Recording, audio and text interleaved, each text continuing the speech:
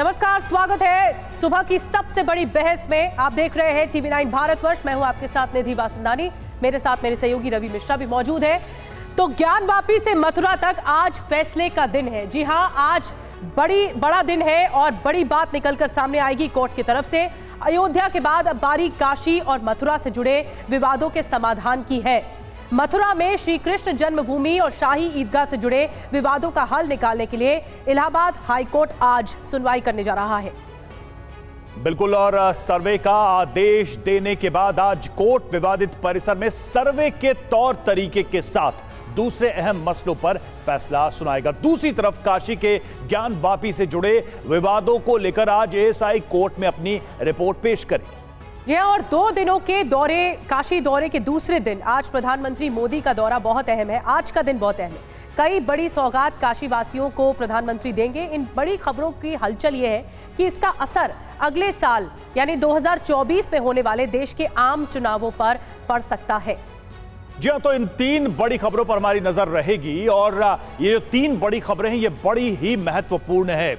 चाहे काशी की बात हो, मथुरा की बात हो, प्रधानमंत्री के वाराणसी इस दौरे की बात हो, सबका असर कहीं ना कहीं आने वाले समय में अलग अलग तरीके से मिलेगा। इस पर हम बातचीत करेंगे, इस पर हम चर्चा करेंगे और इस पर बातचीत करने के लिए हमारे साथ देखिए दानिश कुरैशी, नेता एआईएमआईएम हमारे साथ जुड़े हुए हैं। हाफिज नूर अहमद रजा अजहरी जो कि अध्यक्ष है Muslim personal law board of India UP इकाई के, वो हमारे साथ जुड़े हुए हैं। राकेश त्रिपाठी बीजेपी प्रवक्ता हमारे साथ जुड़े हुए हैं। राजकुमार शास्त्री हिंदू धर्म गुरु और संजीव उनियाल वकील हैं सुप्रीम कोर्ट में, वो भी हमारे साथ जुड़े हुए हैं। और साथ ही शोएब जामई भी हमारे साथ जुड़ेंगे, अध्यक्ष इंडियन मुस्लिम लीग के। तो देखिए इन सभी से हम बातचीत करेंगे और साथ ही निधि हमारे साथ कई संवाददाता भी जुड़ेंगे। बिल्कुल, हमारे सहयोगी भी जुड़ रहे हैं। सीधे काशी से हमारे साथ विपिन चौबे हमारे संवाददाता जुड़ रहे हैं। अभिजीत ठाकुर हमारे साथ मथुरा से जुड़ रहे हैं।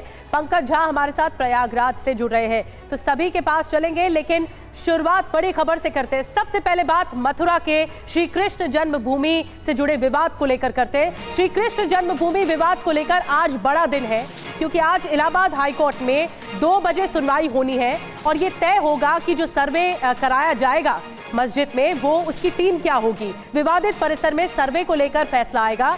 सर्वे के तौर तरीकों को लेकर या जो टीम तय होगी, कौन कौन लोग इसमें शामिल होंगे, सर्वे को लेकर कोर्ट कमिश्नर कौन होंगे, ये तय किया जाएगा और ये कोर्ट की तरफ से आज सामने आ सकता है।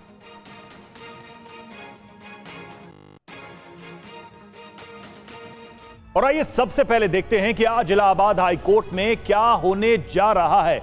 इलाहाबाद हाईकोर्ट की तरफ आज क्यों नजरें हैं? तो श्री कृष्ण जन्मभूमि या ईदगाह, इसको लेकर एक अहम सुनवाई है। आज क्या होगा सबसे पहले वो आपको बताते हैं। इलाहाबाद हाईकोर्ट में सुनवाई होगी, पहली बात तो ये, और विवादित परिसर में सर्वे पर फैसला आएगा। सर्वे पर फैसला आएगा और सर्वे के तौर तरीके इसमें तय किए जाएंगे। इस फैसले में सर्वे किस तरीके से होगा, प्रोसेस क्या होगा, इस पर फैसला आ सकता है। कोर्ट कमिश्नर का भी नाम तय होगा। साथ में सर्वे की टीम में कौन कौन होगा, इस पर भी कोर्ट की तरफ से इंस्ट्रक्शंस आएंगे। और फैसला क्या, जी ज्ञानवापी का सर्वे होगा, किस तरह से होगा, इस पर यह फैसला आना है। तो इस पर हमारी नजर बनी हुई है। बिल्कुल, पंकज झा हमारे साथ सीधे जुड़ रहे हैं, उनके पास चलते हैं। पंकज, ये बहुत बड़ा दिन है क्योंकि ये एक तरह से पहले ही ज्ञानवापी का मामला, ज्ञानवापी सर्वे से जुड़ा मामला देश के सामने है और अब एक और मस्जिद से जुड़े सर्वे का मामला सामने है। तो क्या माना जाए, क्या ऐसा लगता है कि ये वैसा ही होगा जैसा ज्ञानवापी में सर्वे हुआ, इसी तरह से टीम बनाई जाएगी और इसी तरह से दिन लगेंगे? जी हाँ, बिल्कुल, मैं अभी इलाहाबाद हाईकोर्ट के सामने हूँ और देखिए जो कोर्ट ने जो आखिरी बार जो फैसला दिया था श्री कृष्ण जन्मभूमि और शाही ईदगाह मस्जिद के मामले को लेकर के, तब इलाहाबाद हाईकोर्ट की तरफ से जो मयंक कुमार जैन जो जस्टिस हैं, उन्होंने कहा था, अपने ऑर्डर में लिखा है और जिक्र किया है, ज्ञानवापी वाराणसी में जो सर्वे हुआ था वहाँ सबसे पहले कोर्ट कमिश्नर की तरफ से जो सर्वे किया गया था उसका जिक्र किया गया। तो ये माना जा रहा है कि उसी तरीके से यहाँ सर्वे किया जाएगा। पिछले आदेश में कहा गया था फोटोग्राफी और वीडियोग्राफी। आप एक चीज़ देख लीजिए कि ज्ञानवापी में एएसआई की तरफ से साइंटिफिक सर्वे हुआ और उससे पहले एडवोकेट कमिश्नर की तरफ से सर्वे हुआ। ये जो आज फैसला होगा कि उसमें कितने होंगे एडवोकेट कमिश्नर, 1 होंगे, 2 होंगे या 3 होंगे, दोनों पक्ष की बातें सुनी जाएंगी दोपहर 2 बजे के बाद। उसके बाद कोर्ट तय करेगा, एक समय सीमा देगा कि इतने दिनों में कोर्ट कमिश्नर जो है वो सर्वे का काम पूरा कर ले। अब सवाल उठता ये है कि सर्वे क्यों हो रहा है, जो विवाद चल रहा है कि क्या वो जो स्ट्रक्चर है, मंदिर तोड़कर मस्जिद बनाई गई है, उसमें जो हिंदू पक्ष का दावा है कि उसमें शेषनाग है, कमल है, सनातन धर्म से जुड़े हुए प्रतीक हैं, उन्होंने बहुत सारी ऐतिहासिक किताबें और पिछले कुछ कॉपियाँ भी दी हैं जिससे प्रमाणित होता है कि वो जगह श्री कृष्ण जन्मभूमि की है, ऐसा हिंदू पक्ष का दावा है। तो ये जो सर्वे होगा उसमें फोटोग्राफी होगी, वीडियोग्राफी होगी, कोई साइंटिफिक सर्वे नहीं होगा। जो चीज़ें उस इमारत में जैसी हैं उस हालात में देखकर उसकी रिपोर्ट कोर्ट को दी जाएगी। बड़ी बात आप बता रहे हैं और एक तरह से आपने पूरा समराइज करके बताया कि आज कोर्ट में होने क्या जा रहा है। मथुरा श्री कृष्ण जन्मभूमि से जुड़ा जो विवाद है इसको लेकर एक बड़ी खबर और, ज्ञानवापी में सर्वे पर आज रिपोर्ट सौंपेगी ASI, archaeological survey of India. 100 दिन से ज्यादा के सर्वे की रिपोर्ट सौंपी जाएगी। कोर्ट को एएसआई बताएगी सर्वे में क्या क्या मिला है, जो सर्वे कराया गया उसमें क्या मिला। पिछली सुनवाई में एएसआई ने दरअसल मोहलत मांगी थी, वक्त मांगा था रिपोर्ट पेश करने के लिए। ये वक्त दिया जा चुका है और आज ये खत्म हो रहा है, इसलिए एएसआई जो है आज रिपोर्ट सौंपेगी। जो जज है AK विश्वेश की कोर्ट में ये रिपोर्ट पेश की जाएगी। तो कब ये पेश की जाएगी, विपिन चौबे और ज्यादा जानकारी के साथ सीधे वाराणसी से हमारे साथ जुड़ रहे हैं। विपिन, क्या जानकारी निकल कर आ रही है, कब पेश की जाएगी रिपोर्ट? देखिए, लगभग 11 बजे से लेकर 12 बजे तक का समय है। माना जा रहा है कि आज किसी भी हालत में ये रिपोर्ट पेश ही हो जाएगी। इससे पहले 4 बार का एक्सटेंशन मिल चुका है, 100 दिन से ज्यादा का वक्त हो चुका है और पिछली बार ही यानी 11 नवंबर को ये रिपोर्ट पेश होनी थी, लेकिन जो एएसआई के मेन ऑफिशियल्स थे उनकी तबीयत खराब हो गई थी और इस आधार पर 7 दिन का एक्सटेंशन मांगा गया था और कोर्ट ने उस आधार पर इनको 7 दिन का एक्सटेंशन दिया और उसके बाद 18 दिसंबर की तारीख आज तय की गई है और आज किसी भी हालत में लगभग 11 बजे से लेकर 12 बजे तक का यह वक्त माना जा रहा है कि कोर्ट में इसको एएसआई इस रिपोर्ट को पेश कर देगी और उसके बाद इस रिपोर्ट को एक्सेप्ट करना होगा कोर्ट को और उसके बाद चीजें साफ हो पाएंगी कि इस रिपोर्ट में एएसआई ने क्या कुछ कहा है, क्या तथ्य लिए हैं और जो दावे किए गए थे उन दावों को लेकर एएसआई का क्या कुछ कहना है। जी बिल्कुल विपिन, लौटेंगे हम आपके पास। देखिए हमारे साथ तमाम मेहमान भी जुड़े हुए। उनियाल साहब, पहला तो कोर्ट से जुड़ा एक मामला, हम उससे आपकी टिप्पणी लेना चाहेंगे। आज जो मथुरा का विषय है जिसको लेकर कोर्ट की तरफ से इंस्ट्रक्शंस आएंगे, किस तरीके से सर्वे होगा, आप इसके लीगल इंपैक्ट को कैसे देखते हैं? क्या ये पूरा का पूरा विषय बनारस वाले केस की तरफ जाता नजर आ रहा है आपको? 2-3 बातें हैं रवि इसमें लॉ पॉइंट ऑफ व्यू से कि एविडेंसेस कहाँ मिल सकते हैं, किस तरह से मिल सकते हैं, इस पर कोर्ट चलता है, इमोशंस पर नहीं चलता। हिंदू समाज का दावा कि भाई ये हमारा है, ये उसका है, इसमें मंदिर है, इसमें मंदिर था, इस तरह से मस्जिद बनाई गई। मुझे लगता है कि ये बातें पर्सनल ग्राउंड मंच पर तो पॉलिटिकल पर हो सकती हैं, परंतु कोर्ट में हम डे टू डे देखते हैं, ट्रायल्स होते हैं और उसके बाद ही विवादित चीज को फैसले के तरफ ले जाने का रुख मोड़ा जाता है और दोनों तरफ की चीजों को जो है सर्वे करवा के या एविडेंसेस के आधार पे, आर्कियोलॉजिकल सर्वे ऑफ इंडिया के आधार पर आपने देखा कि इन दोनों सर्वों में क्या डिफरेंस है जो आप शायद पूछना चाह रहे हैं। वाराणसी वाले और मथुरा वाले में, बनारस वाले में, ज्ञानवापी में आर्कियोलॉजिकल सर्वे ऑफ इंडिया का जब एडवोकेट कमिश्नर ने पहले सर्वे दिया तो उसके बाद उसको इलाहाबाद हाई कोर्ट और उसके बाद सुप्रीम कोर्ट उसको चैलेंज करने की बात की गई, परंतु हर जगह से नहीं। मैं अगर इसको बहुत सिंपल पूछना चाहूं कि लीगल फ्रेमवर्क में क्या ये दोनों केसेस आपको एक जैसे नजर आ रहे हैं? बिल्कुल नजर आते हैं। मुझे तो लगता है कि जो पौराणिक चीजें हैं उसमें से जो सर्वे करने के बाद चीजें नजर आएंगी तो तथ्यों के साथ डिसाइड हो पाएगा। साइंटिफिक भी आगे चल के हो सकता है, साइंटिफिक सर्वे को लेकर भी फैसला हाँ हो सकता है, वो भी हो सकता है। ठीक है, चलिए बाकी भी मेहमान हमारे साथ, सामाजिक रुख एक बार बाद में बताऊंगा रवि जी। ठीक है, राकेश त्रिपाठी भी हमारे साथ जुड़े हुए हैं, बीजेपी से प्रवक्ता। राकेश त्रिपाठी जी, जैसे कि संजीव जी कह रहे हैं, ये कोर्ट एविडेंसेस के आधार पर, सबूतों के आधार पर चलती है और एक बार फिर से यही बात निकलकर सामने आई है शाही ईदगाह मस्जिद को लेकर। ये मामला कोर्ट तक पहुंच चुका है और अब आज तय होना है कि कोर्ट कमिश्नर कौन होगा, टीम में कौन कौन होगा, सर्वे किस तरह से कराया जाएगा। आप क्या कहेंगे?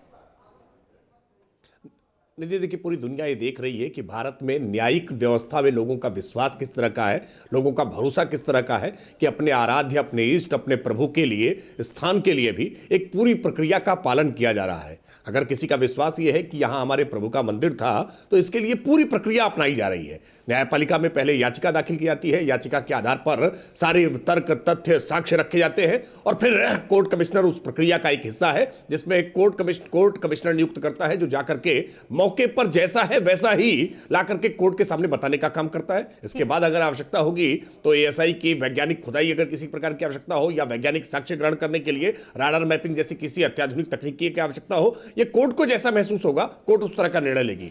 जिस तरह के भी साक्ष्य निकल करके आएंगे, उन साक्ष्यों की बुनियाद के आधार पर इस विवाद का निपटारा होगा। राकेश जी, लेकिन ये भारत की जो न्यायिक व्यवस्था है उसमें लोगों का बढ़ता हुआ भरोसा। राकेश जी, आप न्यायिक व्यवस्था की बात कर रहे हो, वो एक पूरा का पूरा प्रोसीजर है, वो पूरा फ्रेमवर्क है, लेकिन हमने देखा है ऐसे विषयों पर राजनीति बहुत जमकर होती है।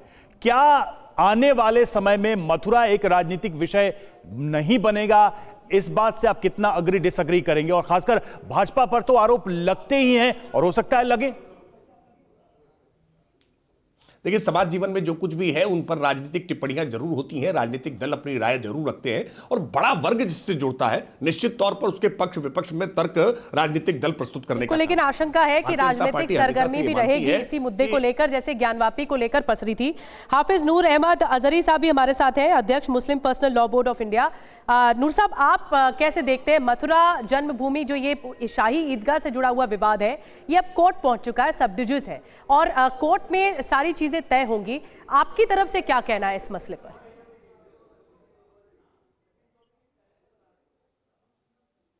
नूर साहब, आप सुन पा रहे हैं?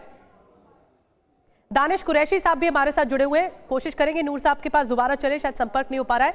कुरैशी साहब, कोई आपत्ति अब आपको है? क्योंकि ज्ञानवापी मामले पर असदुद्दीन ओवैसी ने खुलकर बोला था मंच पर, और अब मथुरा शाही ईदगाह मामले पर आपकी तरफ से कुछ आपत्ति है? देखिए, बिल्कुल आपत्ति है और इस तमाम मामले को मुझे ऐसा लगता है कि दीनी उलमा जो हैं हमारे, वो लोग अब इसको किस तरह से लीड करते हैं उसको देखने की जरूरत है। देश में जिस तरह से भारतीय जनता पार्टी और उसकी भगिनी संस्थाएं जिस प्रकार की राजनीति कर रही हैं, उसके मुखालिफ आपत्ति क्या है? जोर तरीके से करते हैं। सुनिए, क्या कह रही हैं आप? आपत्ति क्या है?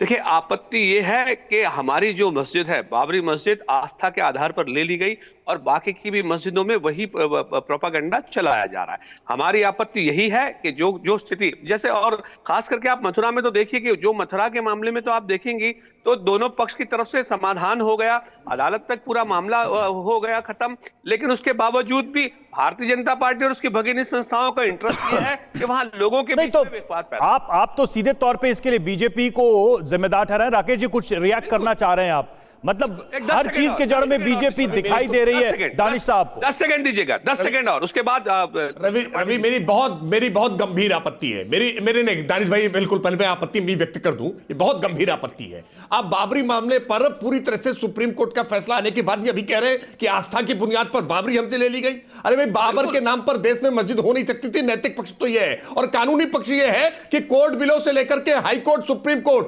वर्षों तक की लड़ाई के बाद आए फैसले के बाद भी आप कह रहे हैं कि आस्था की बुनियाद पर। अरे 22 तारीख को जब मंदिर का उद्घाटन हो जाएगा ना, तो जाकर के नंगी आंखों से देखिएगा, खुदाई से जो साक्ष्य निकले हैं वो सब वहां रखे जा रहे हैं, वो साक्ष्य रखे जा रहे हैं। ढांचे पे नहीं, आप हर मुद्दे को एक सांचे में नहीं उतार सकते, हर मुद्दा अलग है। बाबरी मामला अलग था, ज्ञानवापी मामला अलग है और मथुरा का मामला भी अलग है। कोर्ट अगर देख रहा है तो कोर्ट का ये निर्णय होगा आगे चल के, जो भी कोर्ट का होगा। हमें कोर्ट पर इतना विश्वास तो होगा ना आपको, जुडिशरी पर हमारे देश की। मैं जवाब दूं। देखिए, त्रिपाठी साहब की जो दिक्कत है बाबर से है। आपको बाबर से दिक्कत थी तो आप उस मस्जिद का नाम अपने मन से कुछ भी रख देते। तोड़ने के लिए जो राजनीति देश में हुई, वाहिद एक पॉलिटिकल पार्टी थी जिसने ये पूरा प्रोपेगेंडा चलाया और वहां जाकर लोगों को इकट्ठा करा। बताइए, और कोई राजनीतिक पार्टी ने आज तक ये कार्य किया? तो क्या उसके लिए सर, लेकिन ये टाइटल सूट तो बीजेपी के अस्तित्व में आने से पहले से चल रहा था। लाख से ज्यादा मस्जिदें भारत में है, किसी की आपत्ति नहीं है इन मस्जिदों पर। अच्छा, सुनिए, दुनिया की 7वीं सबसे बड़ी मस्जिद लखनऊ में है, उसको लेकर कोई आपत्ति नहीं है।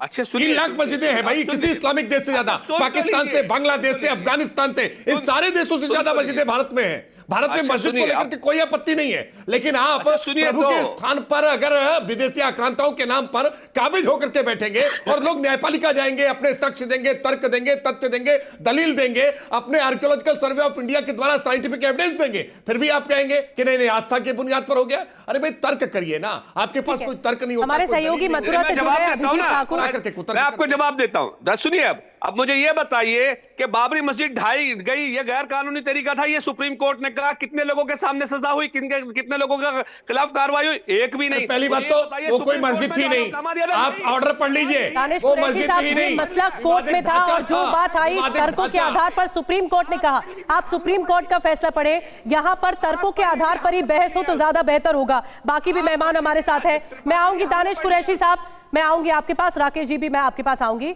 अभिजीत हमारे साथ सीधा मथुरा से जुड़ रहे हैं, उनके पास कुछ इंफॉर्मेशन है। जी अभिजीत, ओवर टू यू। जी बिल्कुल, इस वक्त मैं उसी जगह पर मौजूद हूँ जिसको लेकर तमाम जो विवाद है, हम आपको तस्वीर दिखाना चाहेंगे कि शाही ईदगाह जो मस्जिद है वो यहाँ पर है, और इसी को लेकर जो निर्णय कोर्ट का आया कि इस पर कमेटी गठित की जाएगी और कमेटी गठित करने के बाद सर्वे होगा, उसको लेकर लोग यहाँ पर उत्साहित भी थे कोर्ट के निर्णय के बाद। लेकिन आज तमाम लोगों को इंतज़ार है कि कमेटी में कौन कौन लोग होंगे, दोनों पक्ष से लोग इसमें शामिल होंगे, और इसी का इंतज़ार लोग कर रहे हैं। जब निर्णय ये आएगा, जब कमेटी गठित होगी, उसके बाद तमाम कार्यक्रम यहाँ पर आयोजित होने हैं। लेकिन उससे पहले यहाँ पर सुरक्षा भी का भी इंतजाम रखा गया है। इससे आगे जाने की अनुमति किसी को नहीं है। ये वो जगह है जहाँ पर आप देख सकते हैं कि बैरिकेडिंग भी है।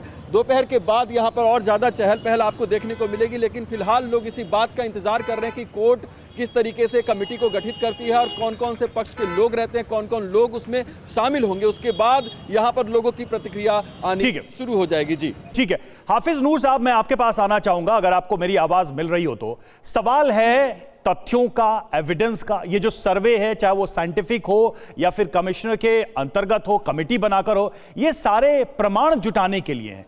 इससे भला किसी को क्या आपत्ति हो सकती है? अगर मामला अदालत के समक्ष है तो अदालत की तरफ से तो ऐसे निर्देश आएंगे ही, ये बड़ा स्वाभाविक है। इसमें कहां आपत्ति की गुंजाइश है, मैं आपसे समझना चाहूंगा। देखिए, आपत्ति इस बात पर ही है सबसे पहले कि 1991 एक्ट का क्या होगा, उसकी हत्या की जा रही है। जिन लोगों ने सवाल किया है, जिन लोगों ने ये याचिका डाली है, उन्होंने गलत किया, देश का माहौल खराब करने की कोशिश। नहीं, मैं एक सवाल आपसे, देखिए आप कहीं और ले गए। क्या इस एक्ट के बारे में माननीय सुप्रीम कोर्ट को पता नहीं है या सिर्फ आप ही को पता है? क्या ये आर्गुमेंट, ये तथ्य कोर्ट के सामने रखे नहीं गए और कोर्ट ने क्या उसको कंसीडर नहीं किया? मैं तो यही पूछ रहा था। इंसाफ के आखिरी दरवाजे तक गए हैं साहब हम, और इंसाफ के आखिरी दरवाजे ने जो पहले कहा था, जो अभी बाबरी की बातचीत चल रही थी, उसको भी हमने माना था। और इंसाफ के आखिरी दरवाजे ने आज जो कहा है, इंसाफ का आखिरी दरवाजा तो दूसरा पक्ष भी यही कहेगा ना कि हमें भी तो इंसाफ चाहिए। तो उसके लिए सच जानने के लिए तो सर्वे हो रहा है। तो हमने मान तो लिया, इंसाफ के आखिरी दरवाजे तक गए हम। इंसाफ के आखिरी दरवाजे ने कहा सर्वे होना चाहिए, तो सर्वे हो रहा है। कराइए सर्वे तो बाबरी मस्जिद का भी हुआ था। एएसआई की रिपोर्ट ने क्या कहा था, कितने वहां पर मंदिर थे पहले, क्या किसी ने कुछ साबित कर पाया? तो साबित नहीं हुआ। कोर्ट ने एविडेंस के आधार पर अपना फैसला सुनाया। ये शायद आपको पढ़ने की जरूरत है। हमारे साथ संजीव उनियाल है, वो जवाब देना चाहते हैं। संजीव जी, कोर्ट ने कहा है। नूर साहब, आपको सुप्रीम कोर्ट से एडवोकेट जो है संजीव जी कुछ बोलना चाहते हैं कि वहां पर 1949 में। और मैं लौट रहा हूं। देखिए, इस वक्त हमें बनारस जाना होगा, वाराणसी जाना होगा। वाराणसी हम चल रहे हैं, विपिन के पास कुछ अपडेट दे रहा है वो। Vipin, over to you. देखिए, प्रधानमंत्री के दौरे का आज दूसरा दिन है और उन्हें इस स्वर्देव महामंदिर धाम आना था, और उसके लिए प्रधानमंत्री का हेलीकॉप्टर इस वक्त पहुंच चुका है। लैंडिंग हो रही है। लैंडिंग के 5 मिनट के भीतर प्रधानमंत्री इस मंदिर के परिसर में आ जाएंगे और उसका उद्घाटन करेंगे। पिछले 20 सालों में लगभग 20 सालों से ज्यादा का वक्त लगा इस मंदिर को बनाने में। और आप जानिए, 7 मंजिला दुनिया का सबसे अत्याधुनिक मेडिटेशन सेंटर है, और यहां पर लगभग 3 लाख की आबादी ऐसी है जो आई हुई है, जिसको प्रधानमंत्री को संबोधित करना है। फिलहाल प्रधानमंत्री का हेलीकॉप्टर आ चुका है। 5 मिनट के भीतर प्रधानमंत्री स्वर्देव महामंदिर धाम में दाखिल हो जाएंगे। जी बिल्कुल। और बिल्कुल हम लौटते रहेंगे आपके पास। प्रधानमंत्री का एक महत्वपूर्ण दौरा। राजकुमार जी, अब आते हैं विषय पर। आपसे ये मेरा सवाल है, ये जितनी भी आपत्तियां हैं, चाहे सर्वे की शुरुआत से लेकर हो, अब सुप्रीम कोर्ट के आदेश भी आने के बाद, मतलब एक केस तो सेटल हुआ है, 2 केसेस ऐसे हैं। एक बार बार कहा जाता है कि अगर ये ट्रेंड चला तो इस देश के अंदर तो एक ऐसा बॉक्स खुल जाएगा जिसमें हर रोज नए नए विवाद होंगे। क्या आप मानते हैं कि मथुरा जैसे विषय के बाद इसमें न्याय जो भी हो, ये विषय आगे नहीं बढ़ेगा, या फिर ऐसे मामले और आने वाले हों और आप लोग आगे जाने वाले हैं? जी देखिए एंकर महोदय, यहाँ पर कुरैशी साहब की जो बातें हैं या हाफिज साहब की जो बातें हैं, इनका कोई आधार मुझे लगता नहीं है। सर माफ कीजिए, मैं आपको रोक रही हूँ। राजकुमार शास्त्री जी, मैं आऊंगी, आप अपनी पूरी बात कंप्लीट करिएगा। हम इस वक्त तस्वीरें दिखा रहे हैं, वाराणसी से प्रधानमंत्री का हेलीकॉप्टर लैंड हो रहा है, और जैसा कि विपिन तस्वीरें दिखा रहे थे, स्वर्ववेद मंदिर का जो लोकार्पण है उसे किया जाना है। सबसे बड़ा मेडिटेशन सेंटर है ये। विपिन और ज्यादा जानकारी दे रहे हैं। Vipin, over to you.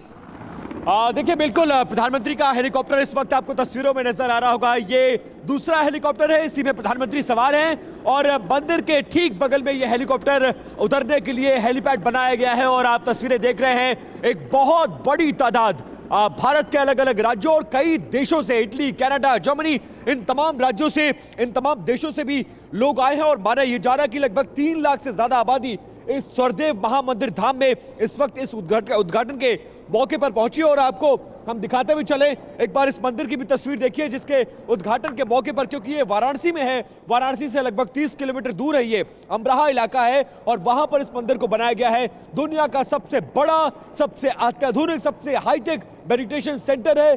7 मंजिला ये है, और इसकी खास बात ये है कि 7 मंजिले में एक भी कमरा आपको नहीं मिलेगा, सिर्फ मेडिटेशन सेंटर के फ्लोर्स बनाए गए हैं, और एक साथ इसमें लगभग 1 लाख लोग मेडिटेशन कर सकते हैं। ये इसकी खासियत, ये इसकी खूबी है। और ये चूंकि वाराणसी में है, इसलिए वाराणसी वासियों को एक बड़ी सौगात के रूप में भी इसको देखा जा रहा है। और इस मौके पर प्रधानमंत्री की मौजूदगी इस मौके को और भी ज्यादा खास बना देता है। और इस खास मौके के लिए प्रधानमंत्री अपने दौरे के दूसरे दिन इस वक्त पहुंच चुके हैं अमराहा। उनका हेलीकॉप्टर लैंड कर चुका है, और 2 मिनट के भीतर इसी रास्ते से, जो सामने रास्ता आपको नजर आ रहा है, इसी रास्ते से प्रधानमंत्री का काफिला दाखिल होगा इस मंदिर में। और उसके बाद न सिर्फ वो इसका उद्घाटन करेंगे, बल्कि जो यहां पर श्रद्धालु आए हुए हैं उनको संबोधित भी करेंगे, और कुछ बड़ी बातें कहेंगे, उस पर भी हमारी निगाह रहेगी।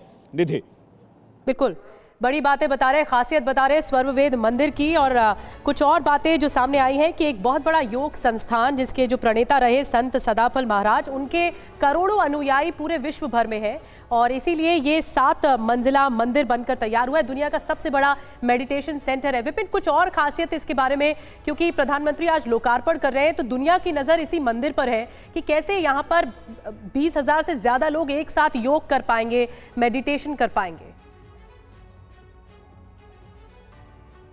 जी बिल्कुल, आज का मौका खास है, इसलिए 25,000 कुंडी महायज्ञ का भी आयोजन किया गया है। मतलब 25,000 कुंड बनाए गए हैं, और वहां पर एक साथ यज्ञ होगा। और इस यज्ञ में शामिल होने के लिए दुनिया के अलग अलग कोनों से जो इस मंदिर के संत हैं, जिनमें लोगों की मान्यता है, लोगों की आस्था है, वो तमाम लोग आज इस मौके पर आ चुके हैं। और लोगों के लिए मौका इसलिए भी खास हो जाता है कि जब इस मंदिर की शिला रखी गई थी, तब से लेकर आज तक लोग इससे जुड़े रहे हैं। और आज लंबे अरसे बाद ये मौका आया है कि जब लोगों को ये मंदिर मिल रहा है, और देश के प्रधानमंत्री के कर कमलों के द्वारा इस मंदिर का उद्घाटन हो रहा है, इसलिए भी ये मौका बहुत ज्यादा खास है।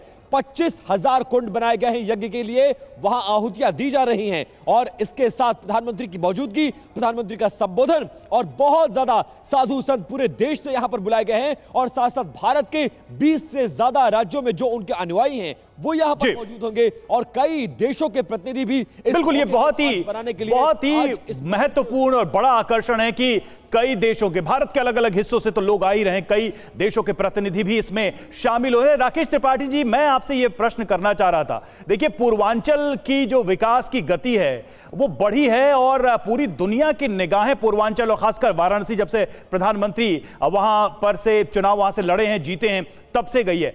आप क्या मानते हैं, पूरी दुनिया को क्या वाराणसी एक ऐसे सेंटर के रूप में संदेश दे रहा है कि भारत एक नए युग में प्रवेश कर रहा है, नई सोच के साथ?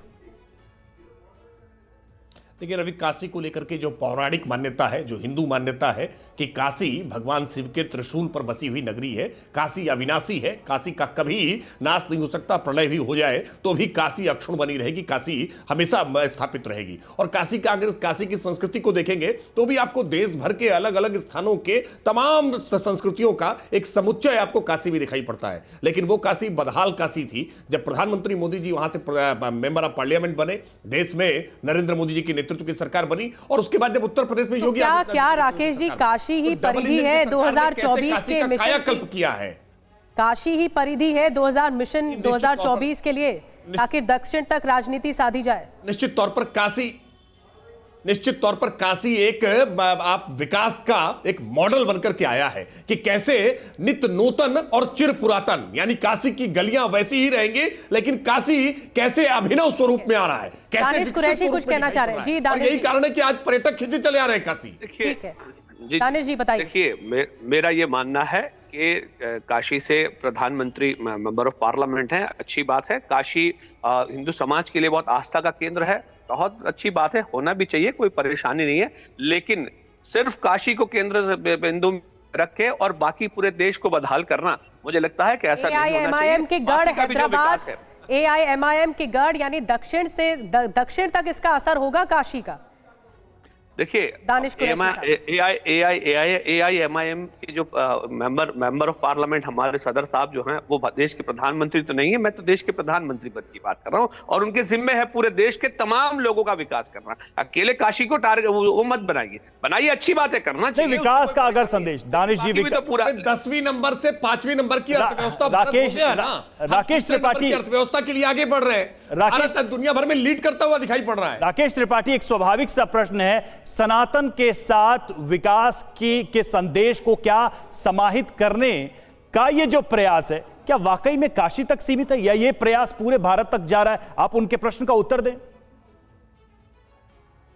देखिए मुझे लगता है प्रधानमंत्री जी ने इस बात का बहुत खूबसूरती से उत्तर दिया था कि केवल राम मंदिर नहीं बन रहा है, केवल ये स्वर्वेद मंदिर का उद्घाटन नहीं हो रहा है, 19,000 करोड़ की परियोजनाओं का भी आज उद्घाटन हो रहा है। केवल राम मंदिर नहीं बन रहा है, 4 करोड़ लोगों के पक्के मकान बनाने का काम भी इसी मोदी सरकार ने किया है। आज सामान्य व्यक्ति के जीवन में कैसे उत्थान हुआ है, उसका जीवन परिवर्तित हुआ है, ये नरेंद्र मोदी की सरकार। आपका कहना है विकास का एक नया पैमाना लिखा जा रहा है, इस तरह की बढ़ी है। हमारे साथ राजकुमार शास्त्री जी भी है। राजकुमार शास्त्री जी, मैं चाहूंगी आप बताएं, जो सनातन संस्कृति का एक प्रतीक रहा है स्वर्ववेद मंदिर, उसको लेकर, उसके लोकार्पण को लेकर एक बड़ा मैसेज दिया जा रहा है, आप इस पर क्या करेंगे, क्या कहेंगे? जी देखिए, ये बहुत सौभाग्य की बात है कि देश को एक धर्मनिष्ठ और कर्तव्यनिष्ठ दोनों ही गुणों से युक्त प्रधानमंत्री मिले हुए हैं।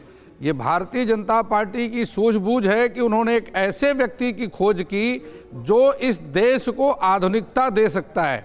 प्रारंभ से भारत विश्व गुरु रहा है, लेकिन आज आदरणीय प्रधानमंत्री श्री नरेंद्र मोदी जी के बनने के बाद पुनः बीच में इस प्रकार की सरकारें आई जिन्होंने देश के अस्तित्व को कम किया। जो हमारे प्राचीन ऋषियों का देश था, आज वह देश पुनः अपने चरम सीमा पर, ऊंचाई पर जा रहा है। इसके पीछे भारतीय जनता पार्टी का प्रयास और एक ऐसे व्यक्ति की खोज कि कौन इस देश की गरिमा को बढ़ा सकता है, और पूरे देश में उन्होंने नरेंद्र भाई मोदी जी को खोजा। और मोदी जी भारतीय जनता पार्टी की जो लक्ष्य हैं, उस जो हमारे विश्व हिंदू परिषद के लक्ष्य हैं, मंदिर पुजारी प्रकोष्ठ का जो लक्ष्य है, उस पर बिल्कुल खरे उतर रहे हैं। इसलिए 2024 में पुनः भारतीय जनता पार्टी की सरकार लाने के लिए देश ने अपना मूड बना लिया है। एक मैं पॉलिटिकल क्वेश्चन करना चाहूंगा, क्या ये जो सनातन मार्ग का संदेश है, ये क्या कोई राजनीतिक संदेश भी भारत के अलग अलग हिस्सों को दे रहा है? और क्या यह माना जाए कि दक्षिण भारत जो है वो बीजेपी के उस प्रायोरिटी लिस्ट में है जहां उसे जनाधार बढ़ाना है, और वाराणसी से चला संदेश क्या दक्षिण भारत तक भी जाएगा?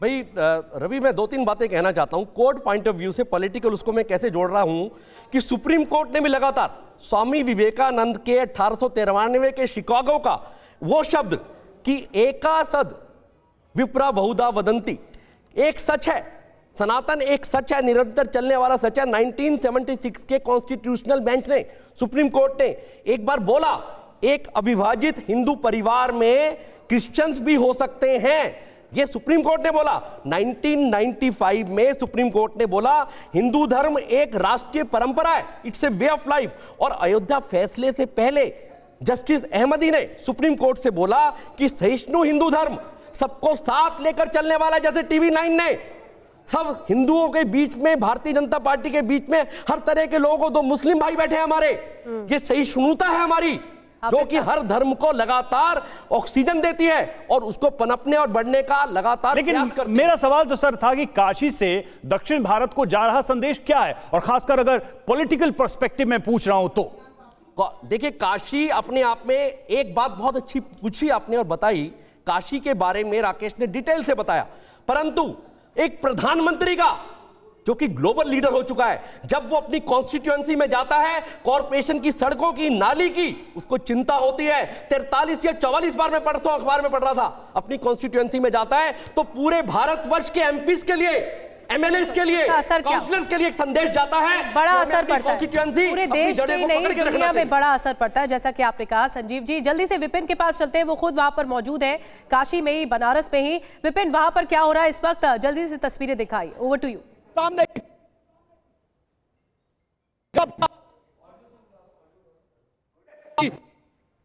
विपिन, मुझे लगता है आपकी आवाज स्पष्ट नहीं आ रही है, एक बार कोशिश करते हैं, दोबारा आपके पास आएंगे।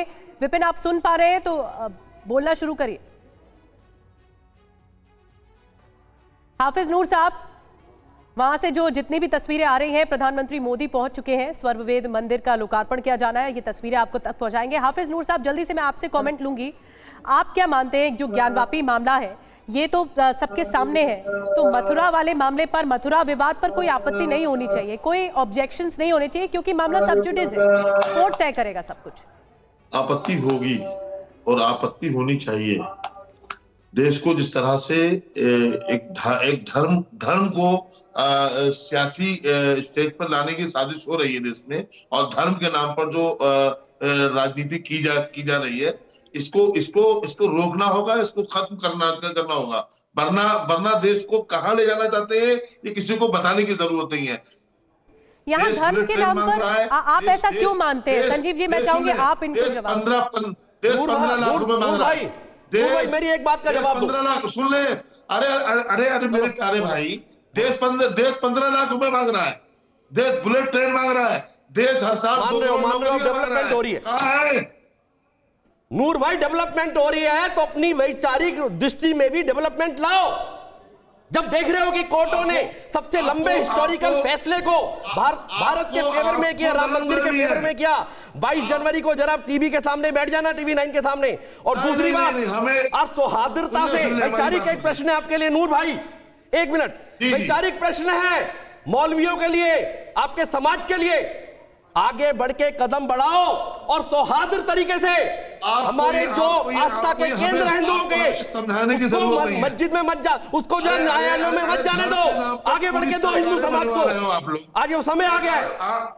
नहीं, देखिए, ठीक है उनियाल साहब, ठीक है उनियाल साहब, आपकी बात हम समझ गए। देखिए, देखिए देश की जनता इतना जरूर जानती है। देखिए सर देखिए, स्थानों को लेकर, जगहों को लेकर आपत्तियां होती रही हैं, कई सारे पक्ष हो सकते हैं, विचार हो सकते हैं, लेकिन पूरा देश जानता है कि जब समस्याएं होती है तो सुलझाने के लिए अदालत के पास जाना पड़ता है।